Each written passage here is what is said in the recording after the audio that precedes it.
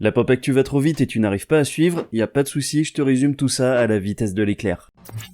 Selon le réalisateur de John Wick, la création d'un Oscar pour les meilleures cascades est en bonne voie grâce aux discussions entre les professionnels et l'académie. Et en vrai, je trouve ça ouf que ça existe pas déjà, le nombre de films qui auraient mérité d'avoir cet Oscar. Bon, en tout cas, j'espère que ça sera mis en place pour la prochaine cérémonie.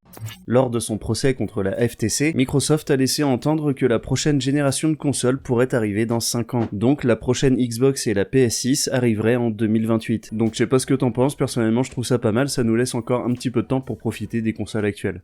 Bryan Cranston a déclaré qu'il travaillait sur un script pour un revival de Malcolm, film, réunion ou quelque chose comme ça. Il ajoute aussi que sur une échelle de 1 à 10, les chances que ça se fasse sont quand même de 8. Sachant qu'il a prévu de prendre sa retraite en 2026, ça pourrait être une belle conclusion à sa carrière. Lance Reddick, qui nous a quitté le 17 mars dernier, a eu droit à un mémorial dans le jeu Horizon Forbidden West, dans lequel il interprétait le personnage de Silence. Un beau geste de la part des développeurs. Nicolas Winding Refn, qui, au-delà d'avoir un nom imprononçable, a réalisé Drive et la trilogie des Pushers, va réaliser une série pour la BBC, et pas n'importe laquelle, une adaptation du Club des 5. Personnellement, j'ai lu pas mal de ses livres, donc j'ai assez hâte que ça arrive en France où ça sera diffusé sur TF1. Alors ça n'est qu'une rumeur, mais le Spider-Man d'Andrew Garfield pourrait faire face à Venom dans le 3e film du symbiote qui est actuellement en tournage. Alors ça pourrait être très cool, à condition que le film ne se foute pas de nous comme Let's There Be Carnage, qui m'a tellement déçu, malgré tout l'amour que je porte à Woody Harrelson.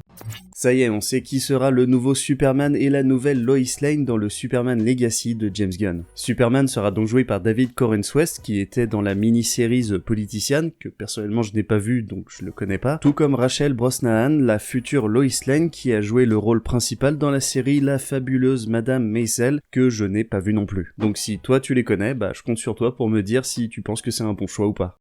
Alors c'est assez particulier, mais le prochain film d'Hayao Miyazaki n'aura aucune promotion avant sa sortie au cinéma, pas de bandes annonces et aucun visuel. Du coup ça sera full découverte lors de sa sortie le 14 juillet prochain au Japon. Bon, pour rappel, le film s'appelle How Do You Live et c'est l'adaptation d'un livre sorti en 1937 et qui raconte la vie d'un adolescent après la mort de son père.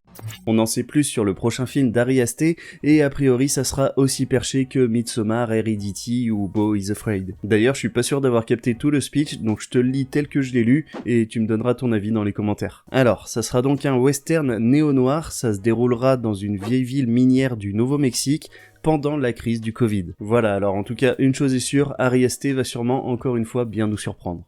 Il va y avoir une série d'animation Among Us et ça sera développé par CBS High Animation Productions. C'est à eux qu'on doit déjà les séries Star Trek Prodigy et Star Trek Lower Deck. Donc niveau aventure dans l'espace, ils s'y connaissent, alors je suis assez curieux de voir le résultat.